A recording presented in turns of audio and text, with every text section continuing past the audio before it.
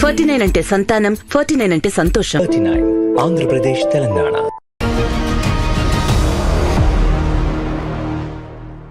Ravi sir, నమస్కారం sir. నమస్తే కవిత. Sir, Telangana రాష్ట్ర రాజకీయాల్లో ప్రతిపక్షాలు ప్రభుత్వ పక్షం మధ్యలో మాటల యుద్ధం తారాస్థాయికి చేరుకుంటున్నట్టు కనిపిస్తోంది సార్.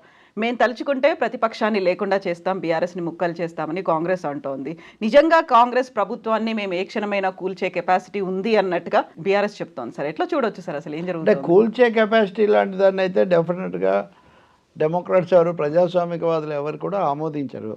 ఎవరిని ప్రజలు ఎన్నుకున్న వాళ్ళను వాటి అంతగా ఏమైనా సమస్యలు వస్తే తప్ప మేము కూల్చేస్తామని పదే పదే బెదిరించడం నిజానికి సరైనది కాదు. బీజేపీ అలా చేస్తుందనే కదా తప్పని చెప్పింది. ఇంకా రెండో విషయం ఏమంటే, సరే ఓడిపోయిన పార్టీ, గెలిచిన పార్టీ, అందులో తెలంగాణ దానికి దాదాపు మేమే ప్రతిబింబం అన్న వాళ్ళు ఓడిపోయారు కాబట్టి అది ఒక విధంగా కొంత ఇబ్బందిగా ఉండుండొచ్చు వాళ్ళకు, లేకపోతే కొంత కోపం ఉండొచ్చు. మొన్న అన్నట్టుగా కొంత అసహనం శృతి మించకూడదు, మొన్న అదే కదా అన్నాం. కానీ అదేం మారలేదు. ఈ 2 రోజుల్లో కనుక చూస్తే ఇవి కేవలం మాటల యుద్ధాలైనా, అంతకు మించిన రాజకీయ యుద్ధాలా అన్న సందేహం కూడా కలుగుతుంది. బ్యాక్గ్రౌండ్లో జరుగుతుంది. సో 2 కారణాల వల్ల. ఒకటేమో దాన్ని మరింత పెంచడానికి లేదా దాని మీద నుంచి దృష్టి తప్పించడానికి వీళ్ళు ఈ మాటల యుద్ధం చేస్తున్నారేమో అనిపిస్తుంది. చాలా స్పష్టంగా ఇప్పుడు కేసీఆర్ మళ్ళీ మాట్లాడుతున్నారు. ఒక విధంగా నన్ను అడిగితే అది బాడీ షేమింగ్ అని చెప్పాలి. అంటే రేవంత్ రెడ్డి ఎత్తు గురించి కదా అది పదే హైట్ ఏంటి, పర్సనాలిటీ ఏంటి, 3 ఇంచు ఇదేది అడుగులు కూడా లేరు, ఇవన్నీ 3 అడుగులున్నా 1 అడుగున్నా ప్రజాస్వామ్యంలో ఓటు అంటూ వేసిన ముఖ్యమంత్రి అవుతారు. భారత ప్రధానమంత్రి లాల్ బహదూర్ శాస్త్రి ప్రజలు బాగా ప్రేమించే ప్రధానమంత్రుల్లో ఒకరు. ఆయన నిరాడంబర జీవి ఇదంతానే. కాబట్టి ఆయన ఎంత ఉన్నాడు, పొట్టివాడైనా గట్టివాడైనా తెలుగు భాషలో ఉన్న ఒక ముఖ్యమైన సామెత అది, నానుడి. కాబట్టి నేను చెప్తుంది, రేవంత్ రెడ్డి ఏం చేసినా బలపరచాలి నేనేం చెప్పను. కానీ రేవంత్ రెడ్డిని కానీ ఇంకెవరినైనా కానీ బాడీ షేమింగ్ చేయడం పదే లేకపోతే తీస్మార్ ఖాను, బుడ్డర్ ఖాను ఇవన్నీ ఏవేవో తీసుకురావడం, ఇవన్నీ కూడా అనవసరమైన విషయాలు. అందులో కేటీఆర్ లాంటి విషయాలు చెప్పగలిగిన, తన వాగ్ధోరణితో ఆకట్టుకోగలిగిన వ్యక్తికి ఇవన్నీ కూడా అవసరం లేదు. నిజానికి మొన్ననే అన్నాను నేను, తప్పకుండా రేవంత్ కూడా చాలా మాట్లాడారు. రేవంత్ రెడ్డి కేటీఆర్ మాట్లాడిన దాంట్లో ఒక విచిత్రమైన సామ్యం మీకు చెప్తాను నేను. సార్ చెప్పండి. ఇంటర్వ్యూలో రేవంత్ రెడ్డిని మీరు కేసీఆర్ని అలా అనొచ్చా, మీకంటే పెద్దవాడు కదా వయసులో ఇవన్నీ అన్నప్పుడు, రేవంత్ రెడ్డి అంటే ఇది ముఖ్యమంత్రి కాకముందు మాట, కేటీఆర్ నన్ను అనొచ్చా, కేటీఆర్ కంటే నేను సీనియర్ని కదా, కాబట్టి కేటీఆర్ నన్ను అనడం మానేస్తే నేను కేసీఆర్ అంటే మానేస్తానని ఆయన ఒక కండిషన్ పెట్టాడు. ఇప్పుడు కేటీఆర్ మాట్లాడింది మీరు చూస్తే కూడా ఇప్పుడు కేటీఆర్ మేనేజ్మెంట్ కోటా, నేనేమో మెరిట్ కోటా అని రేవంత్ రెడ్డి అంటారు. కేటీఆర్ ఇప్పుడు ఈరోజు నిన్న అన్నారు కదా, అసలు ఈయనే మేనేజ్మెంట్ కోట, ఈయన కాంగ్రెస్ పార్టీకి ఇన్ని కోట్లు ఇచ్చి పిసిసి అధ్యక్ష పదవి తెచ్చుకున్నాడు ఇది అన్నారు. సో ఏదైతే ఒకరినొకరు మేనేజ్మెంట్ కోటా కింద పెట్టుకున్నారు.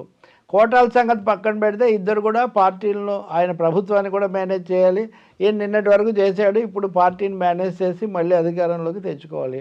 ఈ అంశాల మీద, దీనికి సంబంధించిన రాజకీయాల మీద కేంద్రీకరించకుండా ఎవరు ఏ కోట అంటే ఆయనది కాంగ్రెస్ కోట, మీది బీఆర్ఎస్ కోట, అంతేగాని కొట్లాట కదా ఇది సమస్య. కోట కాదు ఇక్కడ, కొట్లాట ఎందుకు ఈ అంశాల మీద అని. అయితే KTR Revanth dialogue counter dialogue, మీదే మేనేజ్మెంట్ కోట అన్నారు, అక్కడికి సరే అయిపోయింది. కానీ కేసీఆర్తో ఎలా పోల్చుకుంటావు నువ్వు, కేసీఆర్ కాలి గోటికి సరిపోతావా అని. అంటే కేసీఆర్ని కాదు కదా ఆయన అన్నది, మిమ్మల్ని కదా. అంటే అక్కడ రేవంత్ రెడ్డి కేసీఆర్ పైన తెస్తున్నారు, ఇక్కడ కేటీఆర్ కూడా అనివార్యంగా కేసీఆర్ సెంట్రిక్గానే ఈ డిబేట్ లేదా ఈ వివాదం పెంచుతున్నారు. ఇది పెంచడం ఎంత మాత్రం అనవసరం. కేసీఆర్ కూడా గౌరవనీయుడు, ఆయన పాలించారు, ఓడిపోయారు, మళ్ళీ చేస్తారు ఏం చేస్తారో. కానీ ఇప్పుడు కేటీఆర్ రేవంత్ రెడ్డి కేసీఆర్ కాలిగోలికి సరిపోడని ఆయన అంటే, ఆయన రేవంత్ రెడ్డి కాలిగోడికి సరిపోడని ఈ మంత్రి కోమటిరెడ్డి వెంకటరెడ్డి అంటున్నాడు. ఈ గోళ్ళ ఏంటండి బాబు, మనకు కోటాలు, గోళ్ళు, తిట్లు, మిమ్మల్ని నిలువున 100 అడుగులో పాతి పెడతామంటే ఇంకొక 1000 అడుగులు పాతి పెడతామని, 100 కిలోమీటర్ల దూరం అంటే దూసుకొని పోతామని కదా, రోడ్ ట్రాష్ చేస్తామని. ఇవన్నీ కూడా ప్రజలు దీన్ని ఆశించట్లేదు. ఒక కొత్త ప్రభుత్వం దాని విధానాలు, పాత ప్రభుత్వం యొక్క మంచి చెట్లు అంతవరకు ఇప్పుడు ఉదాహరణకు మొన్న కేటీఆర్ ఆటోలో వెళ్ళాడు, ఇది వాళ్ళ సమస్యలు తెలుసుకోవడానికి వెళ్ళనుకుంటే ఏదైనా సొల్యూషన్ చూపించండి. ఇప్పుడు ఇద్దరు ఒక విషయంలో ఒప్పుకుంటున్నారు, మహిళలకు ప్రయాణ సౌకర్యం ఇవ్వడం సరైందే, కానీ ఆటోల వాళ్ళకు ఏదో ఒక సమస్య వాళ్ళ మీద పడిన ప్రభావాన్ని మనము సర్దుబాటు చేయాలి. దాని మీద వర్క్ చేయండి, దాని మీద అఖిలపక్షం పెట్టండి, అది యూనియన్లతో మాట్లాడండి, అది చేయట్లేదు ఇక్కడ. కాబట్టి ఒకటే కోరుకునేది, తిట్ల పురాణం అనేది కట్టి పెడితే చాలా మంచిది అనుకుంటుండొచ్చు. కాస్త డిమోరలైజేషన్, నిరుత్సాహాన్ని తగ్గించడానికి, అలాగే ప్రత్యర్థుల మీద ప్రభుత్వం మీద విరుచుకు పడితే మన వాళ్ళకు కొంచెం ఉత్సాహం వస్తుందని వీళ్ళు అనుకోవచ్చు. అధికారంలోకి వచ్చాం కాబట్టి అవతరాలను చీల్చి చెండాడితే తప్ప కుదరదని వాళ్ళు అనుకోవచ్చు. కానీ ప్రజలైతే మీ ఇద్దరి నుంచి కూడా సర్వీసే కోరుతారు. ఇప్పుడు కారు సర్వీస్కి వెళ్ళిందని కేటీఆర్ పదే పదే అంటున్నారు కదా, ఆ సర్వీస్ ఏదో పొలిటికల్ సర్వీస్ వరకు పరిమితం అయితే ప్రజలు కూడా సంతోషిస్తారు.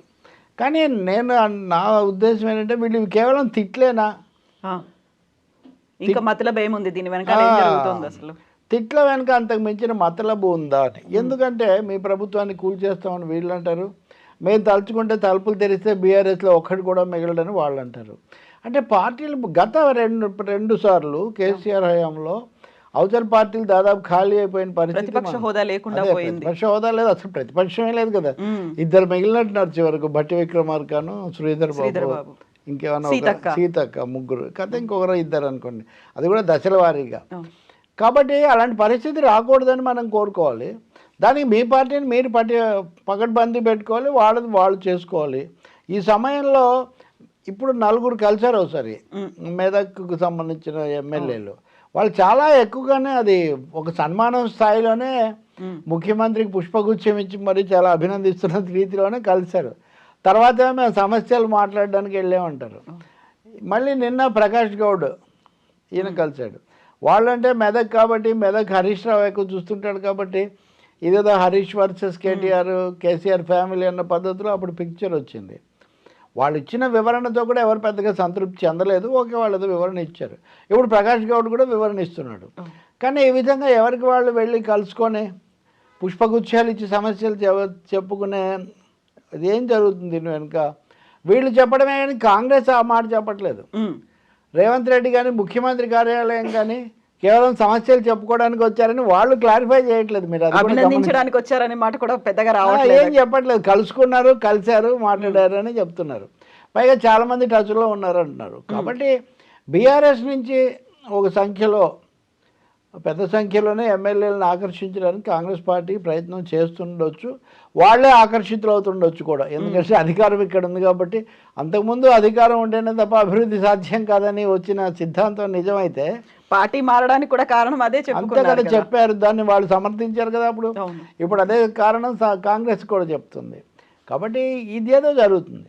ఇంకా వీటి మధ్యలో బీజేపీ కూడా పదే నిలబడేది కాలేదు, అది ఇది ఇట్లాంటివి చెప్తున్నారు. కాబట్టి రాజకీయమైన ఒక అస్థిరత్వం, రాజకీయంగా బీఆర్ఎస్ను దెబ్బతీసాటు చేర్చుకుంటారనే ఒక సందేహం, దాన్ని తగ్గించాలంటే వాళ్ళని కాస్త డిమారలైజ్ చేయాలి. పైగా ఈ ఆంధ్ర తెలంగాణలో కూడా ఇప్పుడు వచ్చేసింది అది.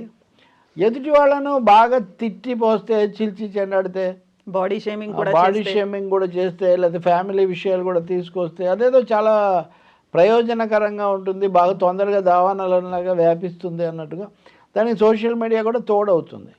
సో దానివల్ల కూడా ఇలా జరుగుతుండొచ్చేమో. కానీ ఇది ఏమాత్రం అవాంఛనీయమైంది, పూర్తిగా అభ్యంతరకరమైంది కూడా.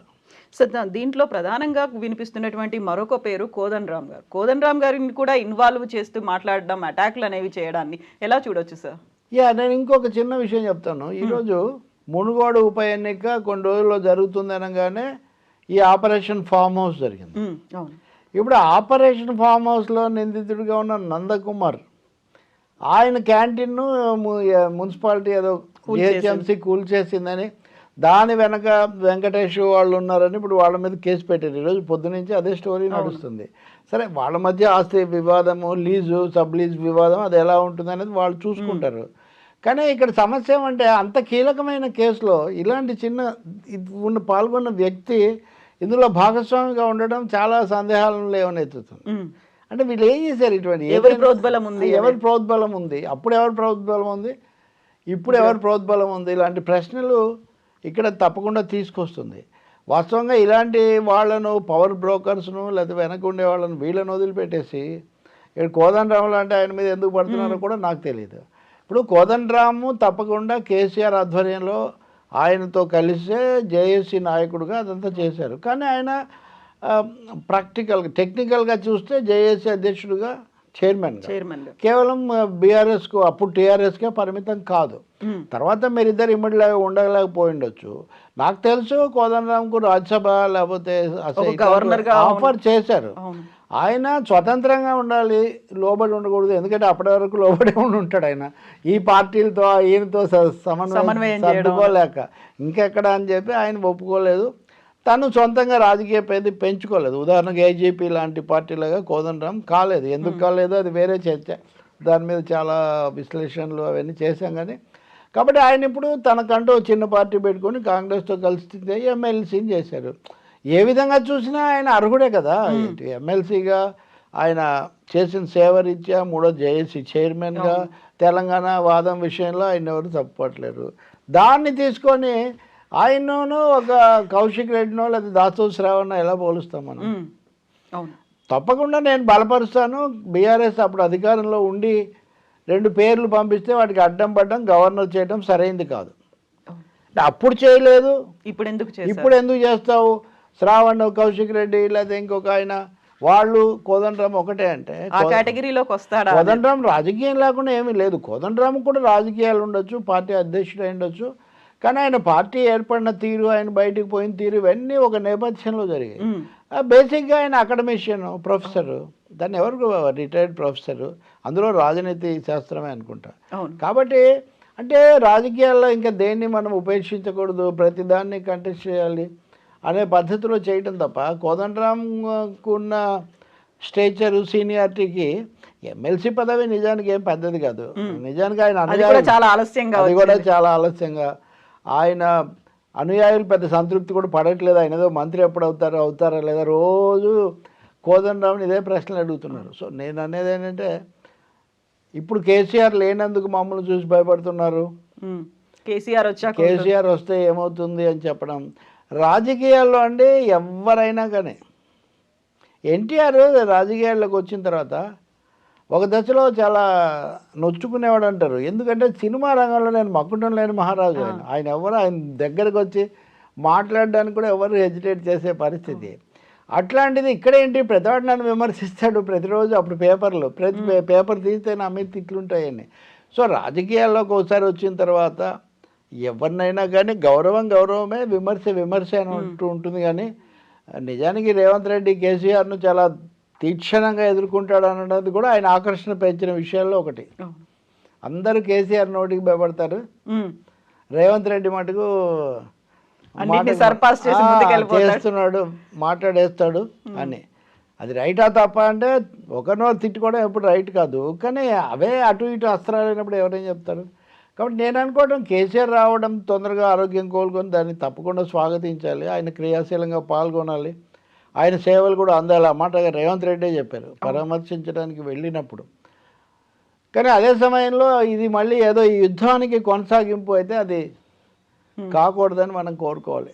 ప్రజాస్వామికంగా ఇదంతా కూడా చేయాలి, ముఖ్యంగా విధానపరమైన అంశం చేయాలి. కాంగ్రెస్ బీఆర్ఎస్ రెండింటికి మధ్యలో బీజేపీ ఆడుతున్నటువంటి grand political drama, Amit Shah వస్తానని కూడా ఆగిపోయాడు. కానీ బట్ ఢిల్లీ బేస్గా అయినా సరే తెలంగాణలో ఏదో పెద్ద పొలిటికల్ డ్రామా చేయాలని మటుకు బీజేపీ స్కెచ్లు వేస్తుంది, సందేహం ఏం లేదు.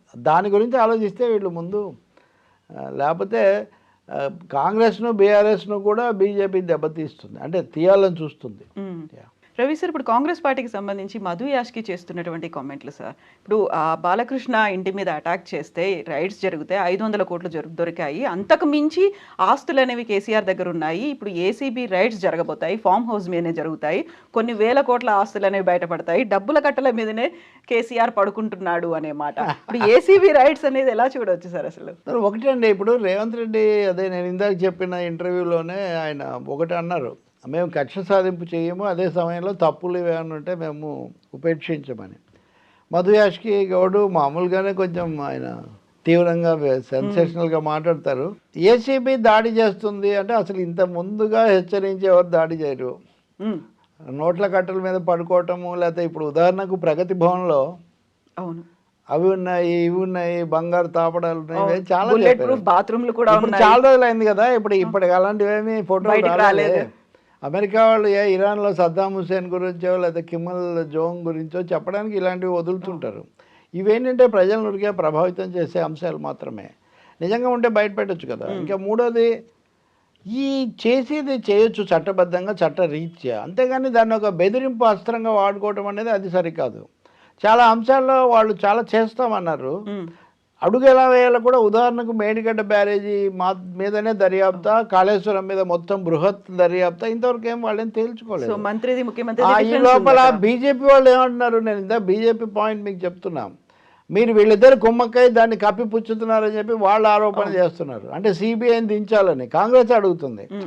మొన్ననే మల్లికార్జున్ ఖర్గే వచ్చి బీజేపీ వీళ్ళందరినీ ప్రయోగించి ప్రజాస్వామ్యాన్ని దెబ్బతీస్తుందని ఆయన అంటే, మనం సిబిఐ రావాలని చెప్పి కోరుకోవటం, సిబిఐని పిలవట్లేదని కిషన్ రెడ్డి అడగటం, ఇప్పుడేమో మధు యాష్కి ఏసీబీ రైడ్స్ చేస్తామంటాం, ఇవన్నీ ఒకరినొకరు బెదిరించుకునే విషయాలు. అందరూ డక్కాముక్కీలు తిని ఆరితేరిన వాళ్ళు, ఎవరికి తెలియని వాళ్ళు, అమాయకులు, నోట్లో వేలు పెడితే కొలకని వాళ్ళు ఎవ్వరు లేరు అక్కడ. కాబట్టి ఇది ఇంతకంటే ఏం తగ్గదు కవిత. ఆ విషయం కూడా గుర్తుపెట్టుకోండి. లోక్సభ ఎన్నికలు అయ్యే వరకు ఈ తిట్లు, సిగపట్లు ఇది పెరుగుతుందే కానీ ఇదేమీ తగ్గేటటువంటి విషయం కాదు. ఇవన్నీ ఉద్దేశపూర్వకంగా వేడి పెంచడానికి, వివాదం రగిలించుకోవడానికి చేస్తున్న ప్రయత్నాలు, వ్యాఖ్యలు. ఇందులో మళ్ళీ ఇండివిజువల్స్ కూడా. ఇప్పుడు వ్యవస్థలో భాగమైన వాళ్ళు ఒక విధంగా ఉంటారు, వ్యవస్థలో భాగం కాకపోయినా పదునుగా మాట్లాడే, ఉదాహరణకు జీవన్ రెడ్డి, జగ్గారెడ్డి, ఇప్పుడు ఈ మధు యాష్కి గౌడ్, ఇలా కొంతమంది ఉన్నారు. వీళ్ళు తమ పర్సనల్ వాయిస్ వీళ్ళు కూడా వినిపిస్తూ ఉంటారు. బట్ ఏదైనా ప్రతిదీ చట్టబద్ధంగా జరిగినంత వరకు ఎవరేం అభ్యంతరం పెట్టరు కదా. చట్ట విరుద్ధంగా, రాజ్యాంగ విరుద్ధంగా ఢిల్లీ నుంచి జరిగే అంశాల గురించి కూడా దృష్టి పెడితే కొంచెం నజర్ రఖియే అని మనం అడగాలి అంతే. అవును సార్, థ్యాంక్ యూ సార్.